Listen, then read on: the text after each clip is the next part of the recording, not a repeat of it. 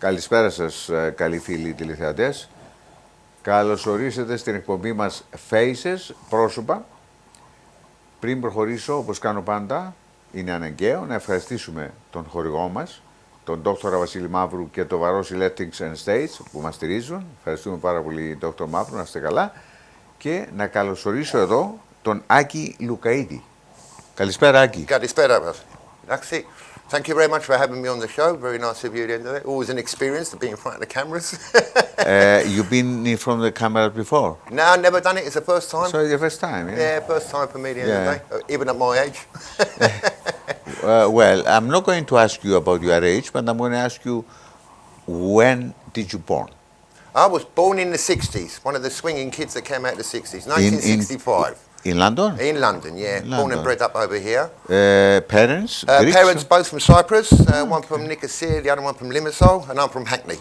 So with a big combination. My brother was born in Cyprus. Okay. But he's the only true Cypriot in the family, if you know what I mean. So me and my sister were born over here. Okay. So. You study here in London? That's it, yeah. In London, at the end of the day, went to school, the normal stuff, primary school, secondary school, colleges. One job after another. So just got the experience of living in good old London town. So you have one brother, yes? Yeah, I've got one brother and one sister. And one sister, yeah. And one sister, yes. What are your brother and sister do? Well, my brother, at the end of the day, he's into property. Okay. And my sister is, how can I put it, as a housewife.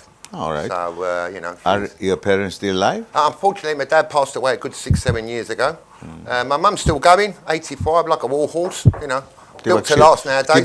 Yeah, she's a old lady, don't worry about it. So she's still going, you know. So you have kids and grandchildren? Yeah. I mean, the rundown is I've got 2 boys of my own, all grown up now, big and hairy now, in their 30s. They still know how to find me, trust me. And the new generation coming through now, I've got 2 grandchildren, Tyler and Lucia, and my partner's got 2 great kids, Valentino and Georgia. And they're good little angels, so I'm looking at them sometimes and thinking that's the future. Okay. So, you know. Nice. So, before we go to the book, because we're going to talk about your book, what do you do? I mean, you work my profession, I'm a postman for the Department for Education in Westminster, in the hub of the city down there. And during the COVID outbreak, when everyone was basically all solitary confinement at home, me and the team had to go in and sort out all the posts for the education department for at least 2 years of it. So we was the only branch open and managed to, you know, put the wheels in motion to keep the education department going. Okay, and you deliver, you mean? What it is, obviously things are delivered to the building through Royal Mail and all the couriers, and then it's just a matter of finding people, sending stuff on, scanning it, storing it, inform people what they've got. And it's just not normal letters. Obviously, there's some high official documents coming through. And so we had to just keep tabs of it to ensure that the education system was still going from grassroots level. So, you know. So, I mean, the book, how it comes about? I mean, suddenly you decided I'm going to write a book? Well, or what? I'll tell you the origins of it. It started a long, long time ago, pre-COVID. What it was, I brought the cat in as a character at the beginning. I wrote loads of little short stories about my cat. He had certain attributes. Okay. And one thing led to another, and a friend of mine's son, unfortunately, had to go on a long Majesty's holiday. And letters were going to him, which is the usual stuff, love you, and all that stuff, which makes you feel a bit more depressed. So I decided to send in letters from the cat. He won Britain's Got Talent, X Factor, won the lottery. And it got to the stage where the letters were so popular within this confinement that the other inmates started reading them. And then it turned out that the prison guards started reading them. And at one stage, it was an audacious plan by the cat to get the guy out of prison for helicopters and ladders. And it went through no problem. So, you know, and that's where it stemmed from. And then when the grandkids came across, I was looking at the children and they all had certain attributes. And I thought, yeah, they're quite talented in things like that. And then I combined it with my love of James Bond. And I thought, I've got 4 mini agents here. So hence the story evolved through there. And it's based loosely on the COVID palaver, but with a villain this time instead of COVID, as Monster Mike, as you can see on the front cover, who's based, and he's well chuffed to know this, on my brother-in-law, old Michael, and he's very happy to play a villain. So, you know, and the story basically is they've all got special attributes, and they've been called in by Her Majesty's government to save London because Monster Mike is hungry and bored and the bookies is shut and he's starting to eat London. So they have to stop him in his path and take it on, basically. So they're there to save the day for London. Okay, I mean, it's plenty of fantasy in Yeah, it, yes? yeah. Okay. Right, and when did you publish it? This came out last March, so it's Last been month. out for about 3-4 months now. Uh-huh. And I've been tracking it. It's got some good reviews. Yeah. It's on certain websites that are talking about the book. And basically, it's going on the up. I mean, it's not going to be a #1 bestseller, but that Yeah. wasn't the point of it. Yeah. I mean, my main attribute, my main goal was this, to try and leave a legacy behind for children. And in this day of technology, which is a fantastic thing, I've seen a lot of kids now are losing the basic arts of pen and paper. And you'd be surprised what you can get on a piece of paper once your thought's in the right way, in the right mood. And because of this as well, wheels are in motion. I go to a few primary schools and actually talk about my experience to the kids. And hopefully there could be future writers down the line. So, So you're planning to write more, yeah? oh yes, there's a sequel in mind. That was the first book That was you the wrote, first yes? one, yeah. Yes. That's the first one, yeah, today. And so there's a sequel in mind, which is to progress from this book Yeah. and get other characters involved as well. I mean, most of the characters in the book were based on friends and neighbours Okay. who had certain attributes and you enhanced them a bit in the book. So, you know, people are well chuffed to see their name in it. You know, I used initials, but, you know, to be part of it, which is all good fun. So it's a lot of experiences through life that I've added in there and some of the likes that I like as well that I put in there. But like I said before, touch wood, at the end of the day, the legacy carries on because, you know, fortunately, this has ended up in the British Library. And that's the hoarding of all books published in this country. That's good. And that's going to be there forever. So when I'm long gone from this earth, the children later on can go there and actually read about their adventures in the book when they're 60 and 70. So, you know. Very interesting, very interesting. Yes, and you can, I mean, it can be like a play as well, eh? Well, the potential's there to expand it. To expand so, it, yes, because if you see a lot of TV and cartoons now, it's based a lot on video games, superheroes and stuff like that. But there's nothing about 4 little kids who are secret agents who saved the day unrecognised. Yeah. And so the potential can be big with the right backing behind it. I mean, my dream for this is to turn it into some kind of TV cartoon series. Oh, that's good. Or it could go on into a movie, perhaps. Oh. Because if you read about it 20 years ago, Harry Potter was nothing. Yeah. And then out of the blue, Yes, yes. he's yes. megastardom. That's and good, and yeah. I read the story with J.K. Rowling, who wrote the book. And at the time, if my facts were right, she was unemployed with a child and had to write a book in a cafe because it was warm and free coffee, and got turned down several times by publishers, and one decided to take the chance. Yeah. And before you know it, literally, it was like a rocket, it took off. And I think if I'm right now, I think she's the richest woman in the country. So she's doing all right, touch wood. So, you know, but it inspires you stories like that people can get these things out. Very interesting. Yeah. How many characters are in there? Only the 4? Well, you've got the 4 main characters, which is Tyler, Lucia, Georgia, and Valentina. That's the kids, but they're nicknamed after their initials. So it's Agent T, Agent L, Agent B, and Agent G. And the main character, Monster Mike. But there's about 6 or 7, 9, 10 different characters in there. No. Even my sons are in it, playing their pseudonyms.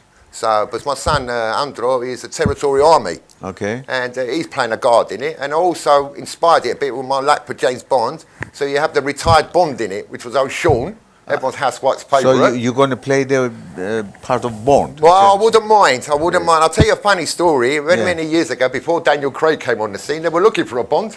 And I thought I'd try. And you auditioned? Well, the funny thing is I sent him in a letter. And I said to him at the end of the day, I've got a licence to travel, I've got my Oyster card, and it's full up. And you'd be amazed what I've done for Queen and Country. So they replied back, unfortunately, thank you for this, but we're looking for something a little bit different. But I thought, if you don't try, you don't know. Yeah, you definitely. So, Yeah, definitely. And if you hear about but Daniel there is Craig, a possibility of you playing the, a Bond here. well, you could do. Yeah. They're looking for someone. How will you say when, Sean Connery says, my name is Bond, James Bond. Yeah. Can That's you his do that? catchphrase. Yeah, well, I could.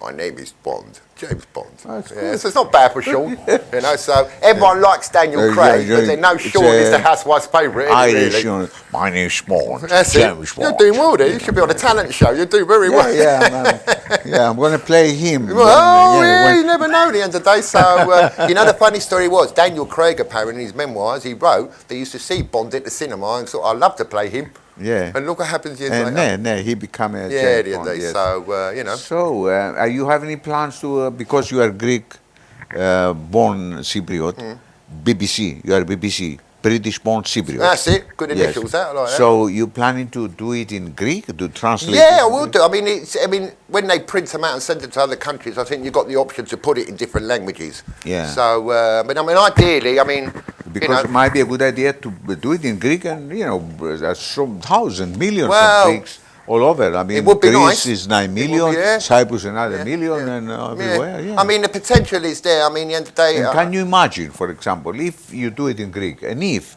you know, TV company decides to do a cartoon, and in Greek, you can play the James Bond there, and you know, it can be famous in Greece. I'll fix myself up a bit, but I will be available. But the option is there. But what I want to do is, substantially, I want to promote the Cypriot way of life over here. We're part and parcel since the 50s. And, you know, we've done quite well as a group of people. And the only worry I've got is the years go by and the new kids mixing in with different kinds of cultures, and we can lose that to some extent. So it'd be good that if things do come out in Greek and we promote this, the future generation is there. You know, and we want to carry on for many more years to come. Not disappear. Definitely. You know, so there's a lot of goals that I wanted to put into the book. You know, and but the main one as well was to inspire people. You know, and say that sometimes your thoughts do count. You know, your opinions do count. You know, so you know, and so many times, you know, kids look up to us, but in this case, I look down at the kids for inspiration. And although they're little midgets, you know, they still, you know, they inspire me, and you try and leave something for them, hopefully they get a good start in life. Because at that age where they're starting out in life now, my grandson's coming up to 12 next. So you try and give them the right way, if you know what I mean. With a lot of pressures in society nowadays, unfortunately not a lot of parents have got time with the kids. Because they're always busy working, they've got pressures of paying the bill, the cost of living's going through the roof, job security isn't 100% anymore. So sometimes they tend to try to relax and not have the headaches of children. But we tend to lose that down the line. So, you know, it's trying to be a role model for the kids as well, you know, which is an old-fashioned term. But, you know, I'm hoping that they can see that and say, well, I'm inspired to do my bit as well.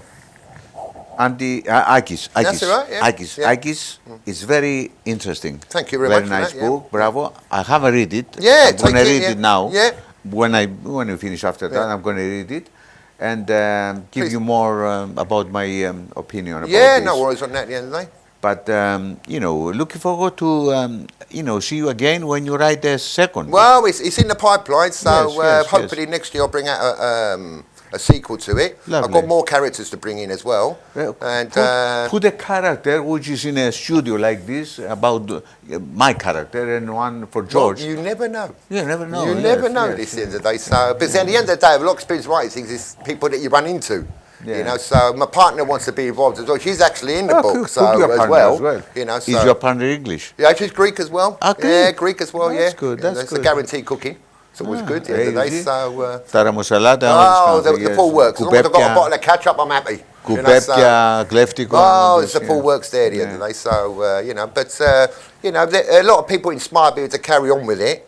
And, you know, it's in for a penny, in for a pound. If you don't try, you don't know, so cliche. And you like to go out of this world holding something back there. At least I did that. So, you know. Agy, thank you very much. Yes, stop on that, mate. Yeah, very nice of you to have me. Thank you very much. Πάρα πολύ. Να ευχαριστήσω και τους τηλεθεατές μας. Thank you very much for all the support. Ευχαριστούμε. Πριν από αυτό όμως να πω ευχαριστώ στον χορηγό μας, τον Δόκτωρα Βασίλη Μαύρου και το Βαρόσι Lettings and Estates, και θα πω ότι μαζί, εγώ και εσείς, θα είμαστε μαζί την ερχόμενη Κυριακή, την ίδια ώρα, με ένα καινούργιο πρόσωπο ή πρόσωπα. Να είστε καλά, σας υπερευχαριστώ. Καληνύχτα σας.